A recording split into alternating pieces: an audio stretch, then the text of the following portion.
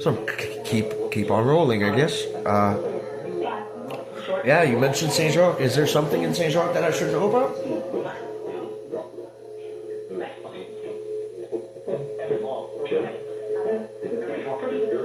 Shouldn't, wasn't there an old air base? Yeah. Or a retired military plane, yeah. That's cool. I just remembered that, yeah. Well, retired air base, I think. That hum is loud. Anything on your end you can do to reduce my mic's sound, maybe? Just to see if it will change if it's coming from my mic.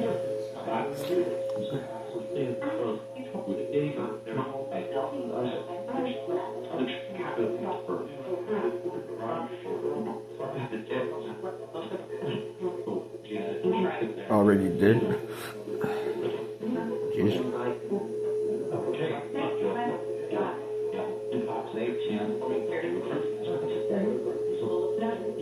He's ancient. Maybe. I had a lot of recurring dreams about me being Jesus when I was a kid. For example, when I prayed to God, He would show up. So I wondered one night, I prayed to Jesus if He would show up, and He didn't show. And I told God, He was standing at the end of my bed. I told Him, "Is Jesus even real? Because I pray to you, you show up, but when I pray to Jesus, He doesn't come. Why is Jesus not showing up?" And I fell asleep, and that night I dreamed I was carrying the cross in the desert and climbing a flight of stairs, stone stairs, and I saw pyramids for some reason. And I woke up that morning, and I kind of sort of knew, why, I was like, oh, I'm Jesus. I can't pray to myself, right? I had recurring dreams like that about me being Jesus. For example, me having sex with Amy in the desert on my 40th night. Stuff like that. My time spent in heaven. I dreamed after I was crucified, I spent 3 days tied to a bed, and Amy kept sucking my dick. And after every cum shot, she just kept on sucking till she was crying naked and on my right side, and she said, "Why can't you see?" And I told her, "Can you please untie me so I can make love to you on my own accord?" And that was it. I made love to her. But yeah, I had a lot of weird dreams like that when I was a kid. Just sharing some experiences. Like that Asian said, only the one true king would have dreams like that. I kept wondering, I kept saying to God, why is Jesus never showing up when I pray to Him? Is he even real? I believe in you. I know you're real because when I pray to you, you show up. Why is Jesus not coming? Is He busy? Is He, Till I started to have dreams, I guess.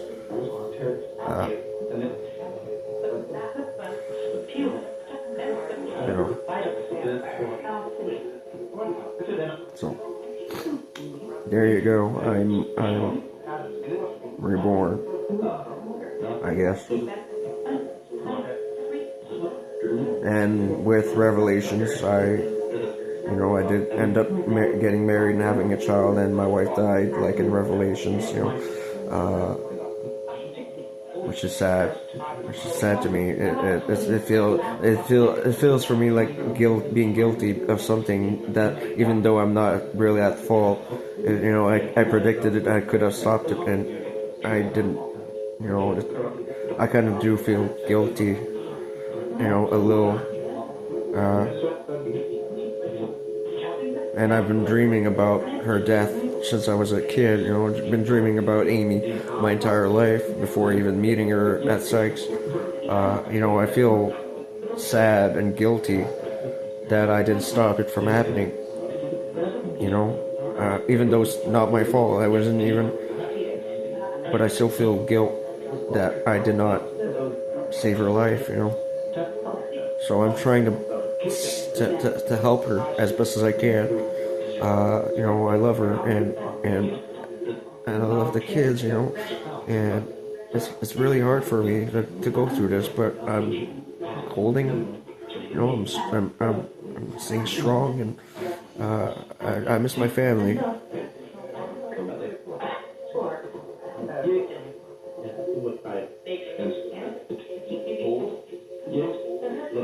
You know.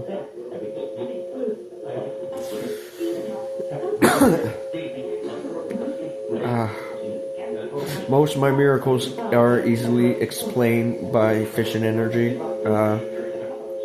Same as Halo. It's just bonding of hydrogen electrons to the methane composure. Like curing a blind, I use my own fission thermal energy to rebuild the optical networks behind the eye. And I'm actually trying to do that procedure with Philip, my friend, who's blind. I'm trying to replicate my miracles basically with science. I want to show you that it was not just magic. There is a science behind it.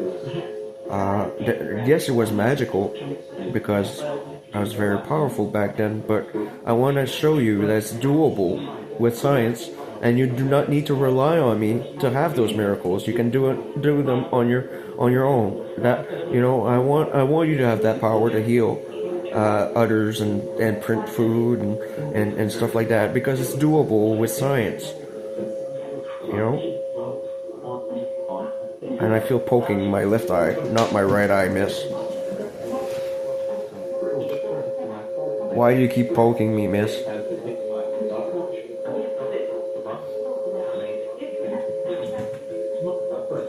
Are you trying to punish me for being married?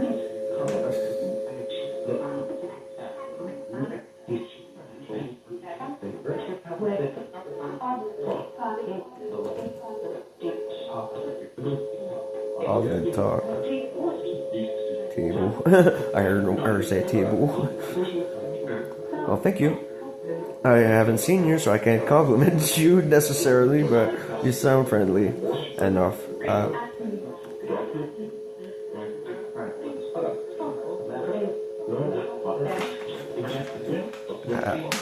I heard see you again. That's when?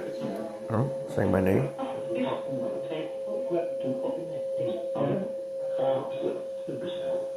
I feel he's just getting used to ghost boxes.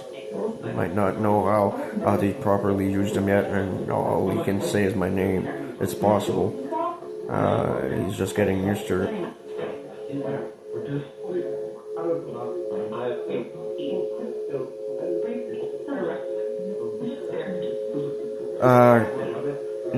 Soldier has to kill bad people sometimes, and they don't deserve to be punished and go to hell for murder. That's not really murder if you have to shoot a bad person like a terrorist. So guys and girls don't have no fear of of being punished for having to kill someone in your line of duty. Me and God have plucked many soldiers from the battlefield. Vikings still have a Colosseum in heaven, and they fight for fun.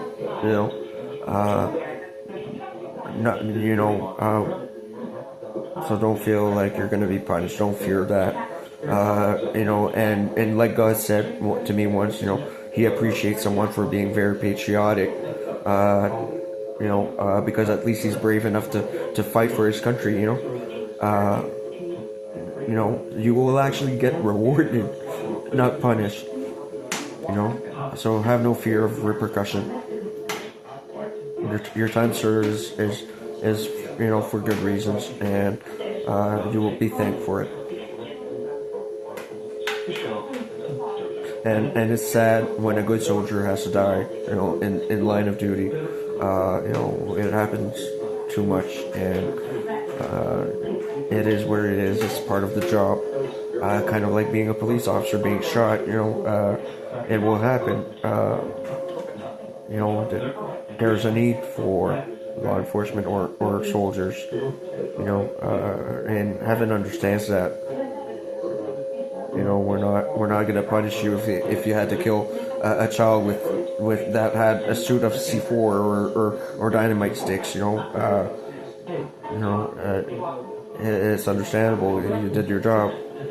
It's all part of the job, like you said. So, don't feel guilty if you had to kill someone. Just please try to follow as best as possible what the Bible says. I would say to people, everyone makes a mistake at some point in their life, and everyone can be forgiven if they show remorse. The best part about forgiveness is having a second chance to do the right thing.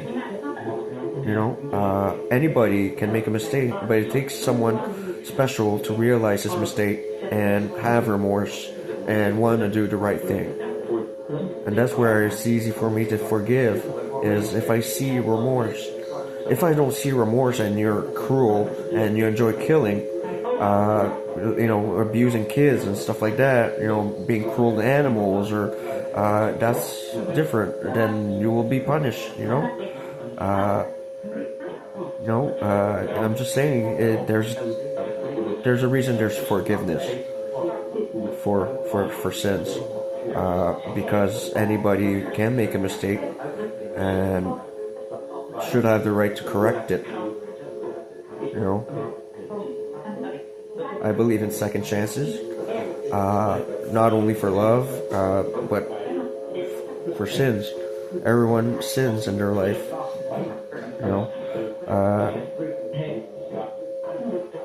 For example, lust. The easiest sin for me to forgive is lust, because it's necessary to reproduce. How can you not forgive someone for being in lust? It's part of reproduction. It's how kids are made. That's why I say, if you lust, you shall marry. I strongly believe in love and marriage and having sex, and I would not stop someone for falling in love or punish them for falling in love. Not normally. There are evil crimes being committed by lust, but lust in general is easy for me to forgive, because it's a necessary part of life.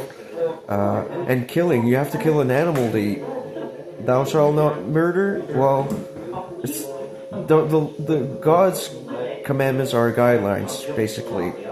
You would still have to kill an animal to eat at some point, right? Hunting, or so even all sins can be forgiven if you show remorse, and if you did it for the right reasons, I guess. It's open for interpretation. It's guidelines. What not to do.